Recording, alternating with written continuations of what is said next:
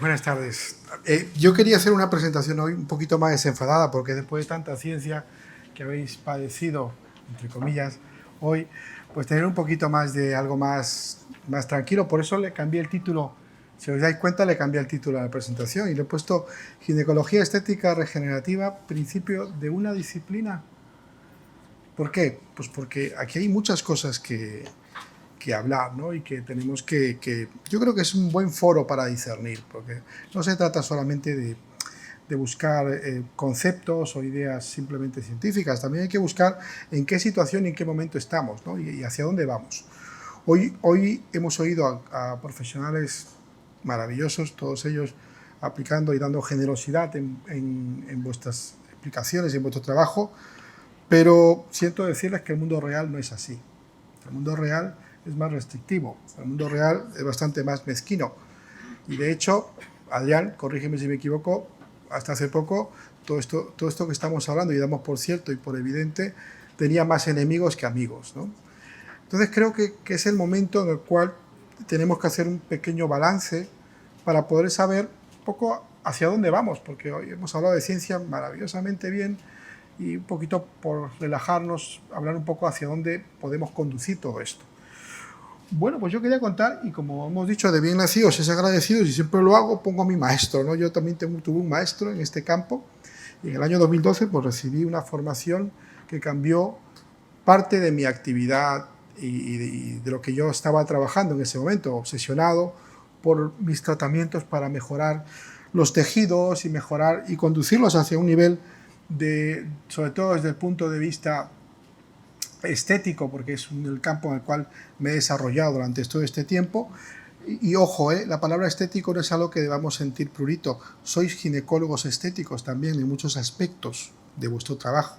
Y no hay que sentir picor, ni nos tiene que molestar, ni nos tiene que ofender. Al contrario, deberíais sentiros orgullosos porque estáis abriendo camino en un territorio donde la calidad de vida va a ser muy importante y vuestro aporte está siendo fundamental para mejorar la psicología de las personas. Y en ese aspecto nunca os olvidéis, no solamente estamos para mejorar la calidad médica o la parte médica o el daño físico que pueda tener vuestro paciente, sino también el daño psicológico que podemos revertir. Dicho esto, pues nada, el doctor Fistonis tuvo la paciencia hace mucho tiempo, dice. Tuvo la paciencia de enseñarme a utilizar, tuvimos una jornada completa con 6 pacientes haciendo, fijaos, 6 pacientes, esto fue en Croacia, 6 pacientes en el 2012 para hacer una vaginoplastia láser en España, era imposible. Era imposible, todo el mundo tenía miedo, los compañeros decían, ¿en qué nos estamos metiendo? ¿Esto dará cáncer? Nadie pensaba que podía generar un conflicto desde el punto de vista económico o desde el punto de vista competitivo a nivel de lo que hemos llamado intrusismo o tal, ¿no? ¿Sabéis? Esto siempre ha generado muchos conflictos. Pero, bueno, pues oye, el único lugar donde podía encontrar un sitio donde podía ver con un profesional que llevaba ya año y medio, 2 años, fijaos, trabajando con láser, fue en Croacia, y gracias a Fotona, pues que me invitó y empecé a trabajar con él. En ese momento yo no sabía lo que iba a pasar, no sabía lo que iba a pasar. ¿Por qué? Porque yo nunca había trabajado en mucosas. Os cuento, no un secreto, os cuento una temeridad. Hasta ese momento todos los tratados que se leían, que estaban relacionados con el láser, todos, evitaban el tratamiento de la luz en la mucosa. Era casi un sacrilegio. O sea, tú leías un tratado de esa época y no mencionaban nunca la mucosa. Nunca. ¿Vale? ¿Sabéis quiénes lo proponían? Los odontólogos. Trabajaban ya en un territorio con agua, con humedad y tal. Por eso el valor de que esté aquí hoy Adrián, ¿no? Un pionero, un tío visionario que dijo, bueno, vamos a ver qué pasa aquí, ¿no? Eso tiene mucho mérito. Bueno, pues yo con mucho miedo fui, hice mis primeras formaciones y volví ilusionado. ¿Por qué? Porque había escuchado los testimonios de todas esas personas a las que habíamos tratado. Le preguntaba al pobre Iván, gran maestro para mí, le preguntaba cada 15 días, ¿están bien? ¿Han sangrado? ¿Cómo se encuentran? Me sentía responsable de lo que estaba haciendo, ¿no? En ese momento no había información. Bueno, pues unos años después se empiezan a formar sociedades europeas, de la primera sociedad, el primer grupo de sociedad europeo, que siempre lo pongo porque además os lo cuento, ¿no? Fijaos, todos estos señores maravillosos hablando de la mujer. Y bueno, no es un buen momento para hablar de feminismos o de tal, pero aquí no había ninguna doctora, ¿no? Ya no, felizmente, ya hoy en día las doctoras juegan un papel fundamental en la salud de la mujer, como siempre, como debía haber sido, y las expositoras son probablemente mayoría, ¿no? Pero se formaban sociedades europeas. No he traído a Adrián porque tengo una foto maravillosa después con Adrián, porque la adoro. Pero todos estos eran sociedades europeas con visiones, con ideas. La sociedad francesa de ginecología estética para intentar buscar mejorar la calidad de vida y explicar lo que estaba pasando, ¿no? En ese momento. Por supuesto, empezamos a recorrer parte del mundo, en mi caso, pues parte de Europa, para intentar controlar, promover, mejorar, hablar de toda la dinámica. Incluso dermatólogos empezaron a interesarse por el tratamiento, sobre todo en la zona vulvar, ¿no? Los ginecólogos, por supuestísimo, pero sobre todo los dermatólogos empezaron también a trabajar en este campo. Empezaron a hacerse congresos ya europeos con un poquito más de entidad. Muchos de ellos, como veis, eran norteamericanos porque empezaban también a trabajar en campos muy interesantes, pero nunca en el láser. Fijaos, el año 2016 coincidí con Adrián en el americano de láser, que estaba Miki, no me acuerdo cómo se llama este hombre de la yuga. Bueno, salimos vapuleados, ¿no? Porque nos decían, ustedes no son poco serios, no tenéis una N suficientemente fuerte como para poder hablar de esto, ¿no? Y sin embargo, pues esas Ns fueron creciendo, hoy hay publicaciones en las cuales sobrepasan mucha cantidad, pero este pequeño remember que quiero hacer con ustedes tiene mucho que ver con que todo lo que estáis hoy haciendo y hablando con la certeza que estáis hablando pasó por una etapa en la cual tuvo mucha enemistad por parte de mucha gente, ¿no? Y al final se consiguieron amigos en el mundo, se trabajó muchísimo para poder llevar el mensaje correcto de que sobre todo por encima de todas las cosas era un tratamiento seguro. La efectividad la íbamos a encontrar, sabíamos que la íbamos a encontrar, pero por encima de todo era un tratamiento seguro. Y así fue como pues, sociedades, grupos que empezaron a trabajar. Alguna gente visionaria, todos estos hoy se consideran los padres, ¿no? de este desarrollo. Y nada, pues esto es lo que quería comentaros de por qué empezamos todos a trabajar. Bien, pues esta introducción lo que quiere deciros es principalmente hay futuro en lo que estáis haciendo. Todo lo que estáis desarrollando, todas las cosas de las que estamos hablando, no es una moda, no es una situación que va a acabar, no, está creándose vínculos, creándose puentes hacia el futuro que van a trabajar principalmente por la calidad de vida de la mujer. Y la mujer,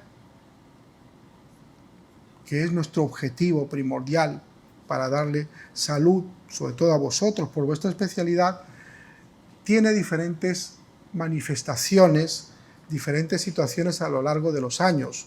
Y es una de las cosas que debemos aprender a entender. Debemos aprender a entender porque el ginecólogo lo sabe muy bien. Vosotros, la mayoría de vosotros sois ginecólogos, lo sabéis muy bien. Tenéis paciente para toda una vida. En otras especialidades eso no ocurre, no es frecuente. Un traumatólogo lo que menos queremos es volverle a ver, ¿no? O un oncólogo. Sin embargo, a un ginecólogo lo que va a tener es un médico de la mujer, un médico de familia de la mujer para cosas todavía incluso quirúrgicas y que le van a acompañar toda su vida. Por tanto, el respeto es fundamental y a partir de ahí empezamos a formar compañeros ginecólogos que tenían ganas de querer aprender qué era esto de la luz que se transformaba en calor, ¿no? Vinieron muchísima gente, pasaron por el Hospital Montepríncipe, donde formábamos, gracias a Fotona, gracias a Cuomédica, que hizo un esfuerzo muy grande económico desde el punto de vista de tener siempre pacientes para que pudieseis siempre ver tratamientos en directo, que un profesional como yo dejase de hacer su actividad y pudiese estar con vosotros para explicaros ya no solamente lo que sabíamos al principio, sino lo que progresivamente íbamos mejorando y cómo iba cambiando. Por eso recorríamos el mundo encontrando más información y transmitiéndolos a todos vosotros. Y así creamos un grupo de gente que ya se estaba transformando. ¿Os dais cuenta que cuando habláis de estas cosas hay gente que no os entiende? ¿Os dais cuenta que cuando habláis de PS03, R11, Smooth, Hay gente que tuerce la mirada y dice, ¿de qué estáis hablando? Bueno, pues esa legión, ese grupo de personas que empezamos a trabajar con todo esto, que nos acompañaste y muchos de ellos estáis ya en un nivel tan grande, tan bonito, que dais conferencias a lo largo del mundo, ha sido un camino en el cual nos hemos comprometido todos para poder conseguir un buen desarrollo. Cuando hablábamos de por qué estas técnicas se empezaron a utilizar y a aplicar, teníamos que ver que había una cosa que era fundamental. Hasta entonces, nadie quería oír hablar de la incontinencia tratada con algo que estuviera en el medio de la fisioterapia y la cirugía. ¿Qué es lo primero que decían nuestros compañeros, nuestros colegas, cuando veían a una mujer incontinente? Lo primero es que no querían oír hablar de ello. La mayoría de ellos no querían oír hablar de ello, porque sabían que era un proceso, un problema crónico, y era un problema que tenía muy difícil solución la mayor parte de las veces. Y lo siguiente era, vamos a esperar a que esté preparada o lista para poder ser intervenida. Felizmente hoy en día esa filosofía ya no se practica, tenemos alternativas. Por eso es importante lo que habéis hablado hoy, en toda la charla y en todas las preguntas y respuestas, ejercitar bien el diagnóstico desde un punto de vista el máximo objetivo posible para poder entender la protocolarización que estamos haciendo. Pero parafraseando otra vez a Adrián, porque sabe que le adoro y siempre le tengo en mente, pretender que todos los tratamientos sean iguales en todos los pacientes es una temeridad. Entonces tenemos que seguir aprendiendo a escuchar, aprendiendo a hacer bien nuestros diagnósticos, nuestras historias clínicas y sobre todo saber qué es lo que está causando ese proceso, esa disfunción en estas mujeres que vienen a nosotros a pedir ayuda. ¿De acuerdo? Luego lo siguiente, que también es muy importante, ¿por qué la gente rechazaba la cirugía? Por muy mínima esta que sea, era una cirugía que podía tener sus complicaciones. Estas técnicas vinieron con una idea, que además os reconozco que yo soy el primero que dudé de ellas. ¿Por qué? Porque siempre veníamos con la filosofía del no pain, no gain, ¿no? Si no te va a hacer daño, no te va a hacer efecto.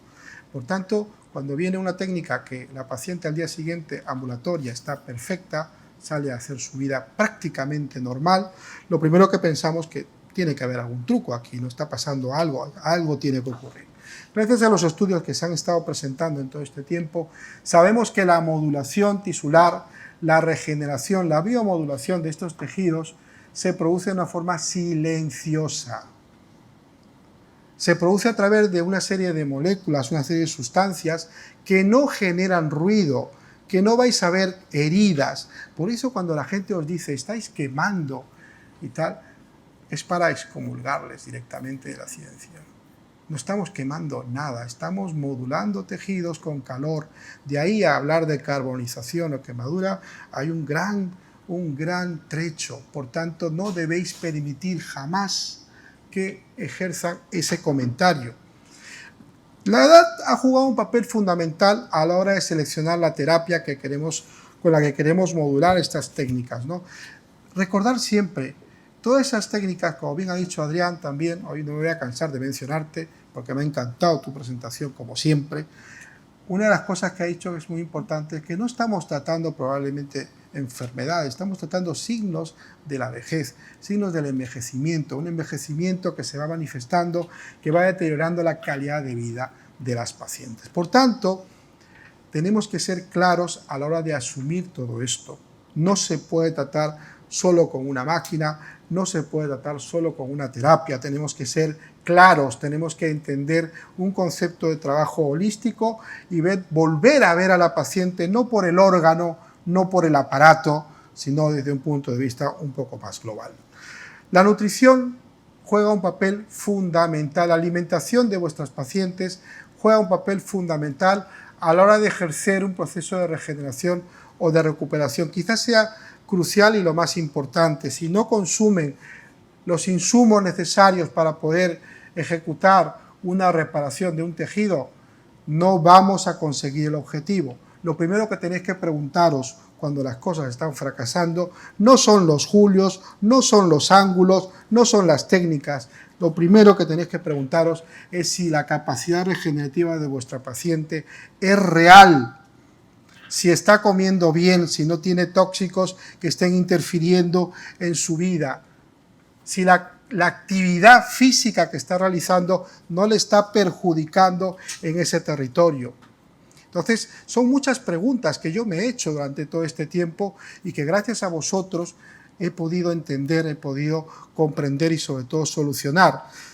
La verdad es que el láser no es algo nuevo, es algo que se ha aplicado en otros campos. Siempre pongo como ejemplo la soberbia que tuvimos al no ver los estudios a nivel de la cavidad oral. Si nosotros hubiésemos visto los resultados que tenían los estomatólogos, los odontólogos, en la recuperación de los tejidos en esas cavidades, hubiésemos avanzado mucho más rápido. Pero ya está hecho. Nos pudo la soberbia, nos pudo el decir, nosotros no solo trabajamos esto y nadie más lo puede hacer, y ahí es donde perdimos mucho tiempo.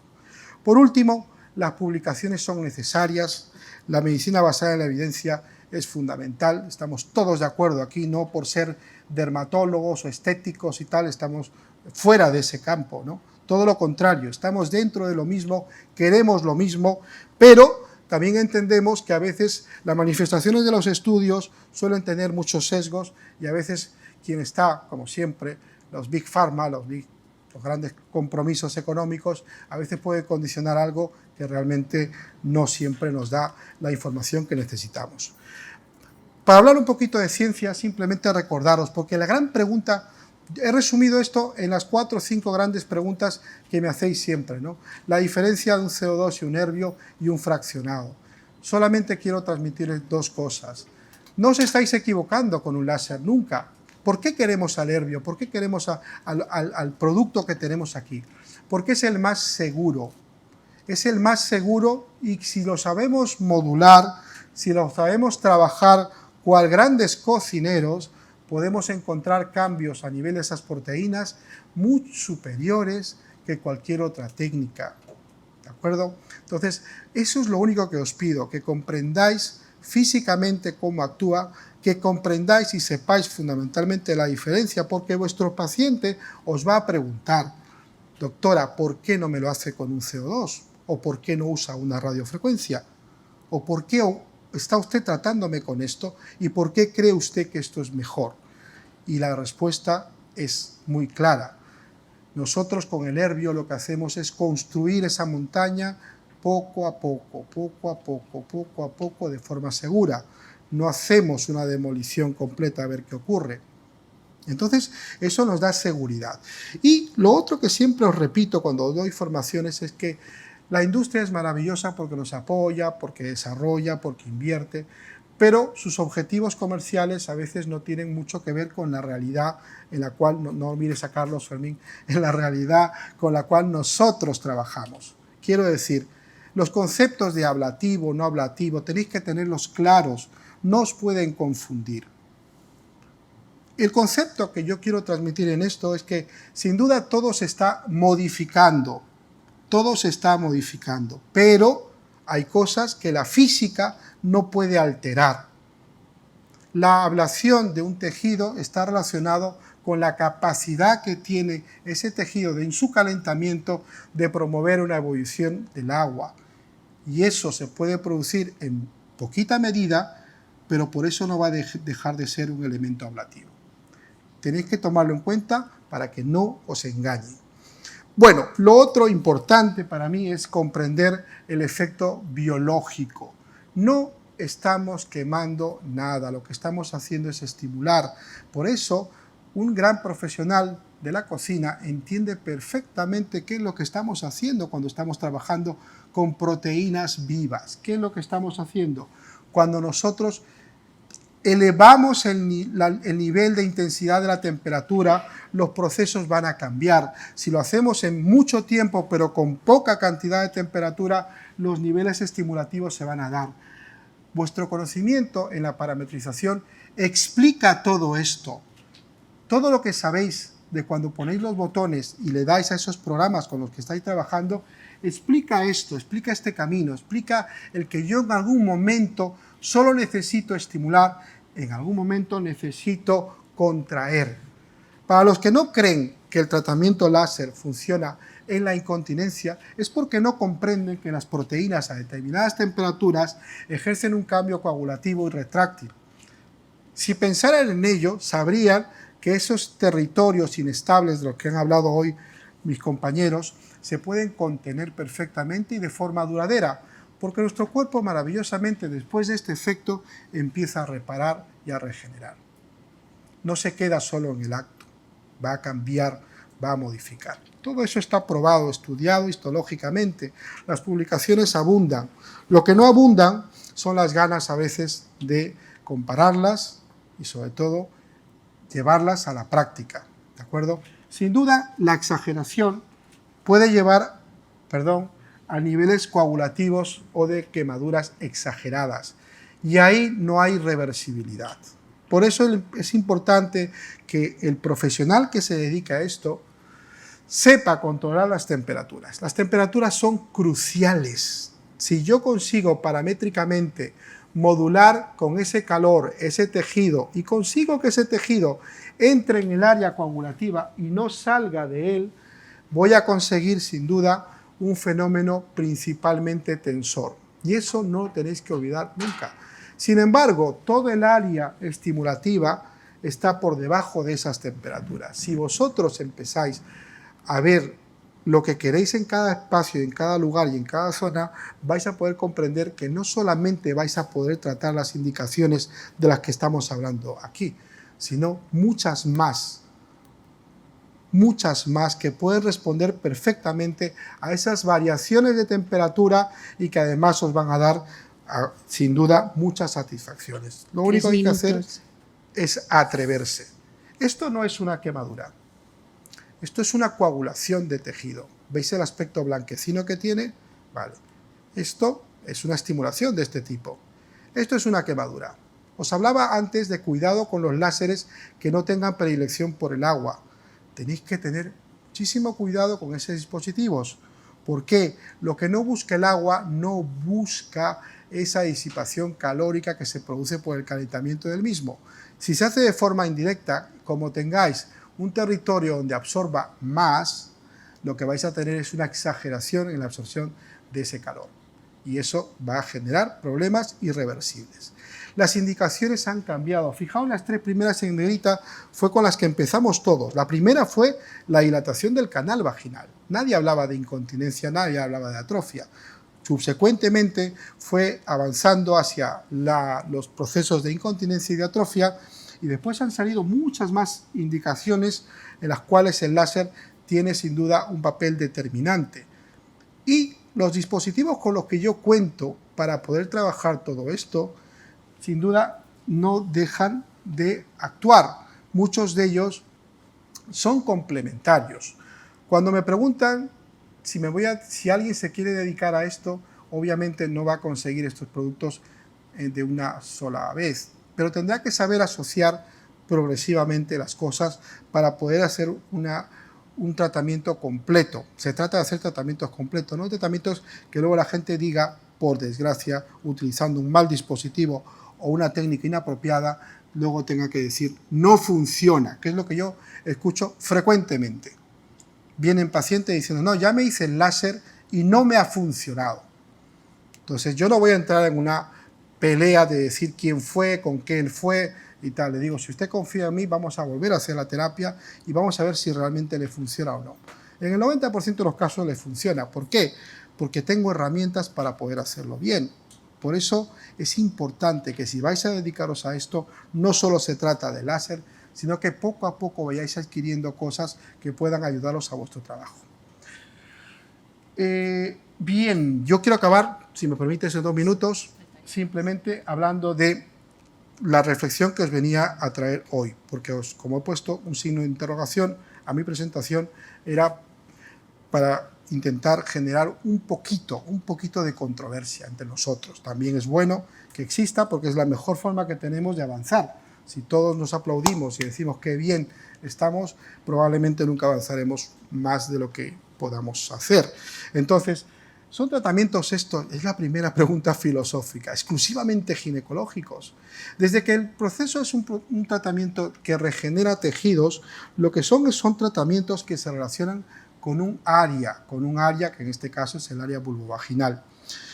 Le podemos llamar comercialmente de muchas formas y esto, Adrián lo sabe, ha creado muchos problemas, ¿no? La palabra rejuvenecimiento ha dado muchísimos problemas. De hecho, un warning, simplemente, que nos despertamos todos un verano. Yo era entonces presidente de la Sociedad Española de Ginecología Estética y Reparadora y tal, y nos despertamos con una alerta por esa palabra. ¿Por qué? Porque indudablemente a todo el mundo no le satisface estas técnicas y hay muchos intereses que existen y vamos a convivir con ellos, no ahora, toda nuestra práctica y probablemente más allá.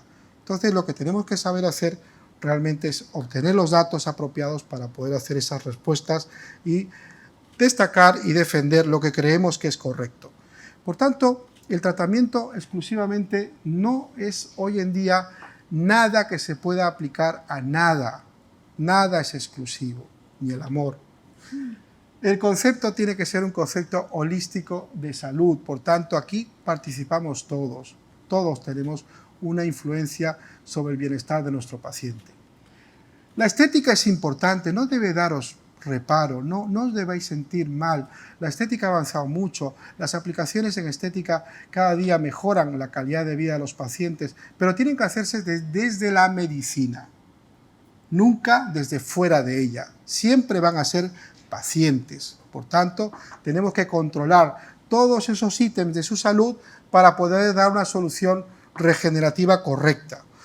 Por supuesto que favorece la autoconfianza y que mejorar la regeneración y prevenir los deterioros del envejecimiento debe ser nuestro objetivo con estas técnicas. Y además debemos trabajar una cultura multidisciplinar en nuestra práctica.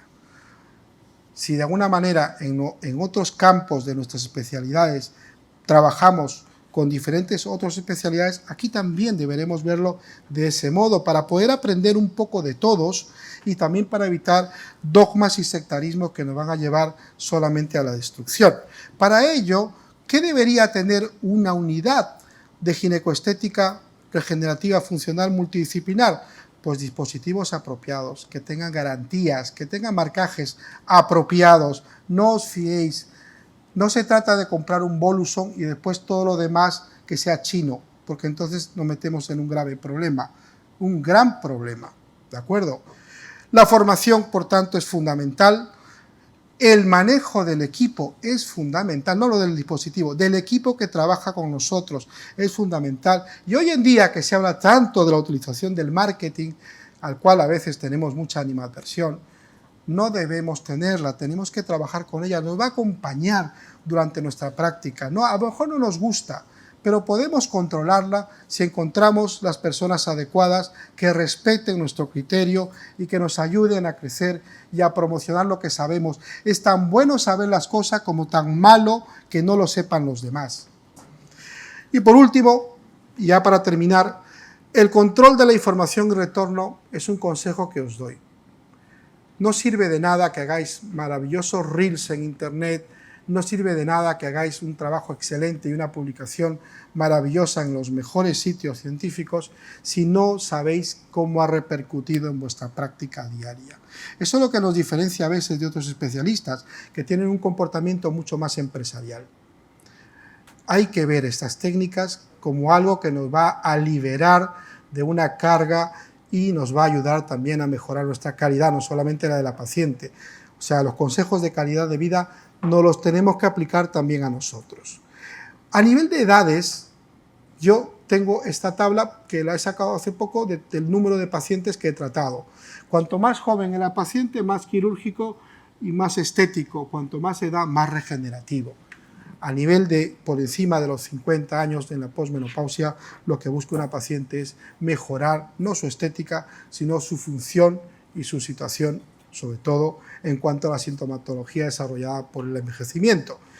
¿Y hacia dónde vamos? Ya con esto acabo, Mati. Hay muchas opciones. Las opciones tenéis que asociarlas, tenéis que trabajarlas, tenéis que estudiarlas antes de tomar decisiones. No se compran las cosas por moda, se compran las herramientas que son muy caras, se compran basadas principalmente en lo que vamos a hacer. Todos a esta altura de nuestro trabajo, de nuestra vida, ya sabemos lo que vamos a hacer.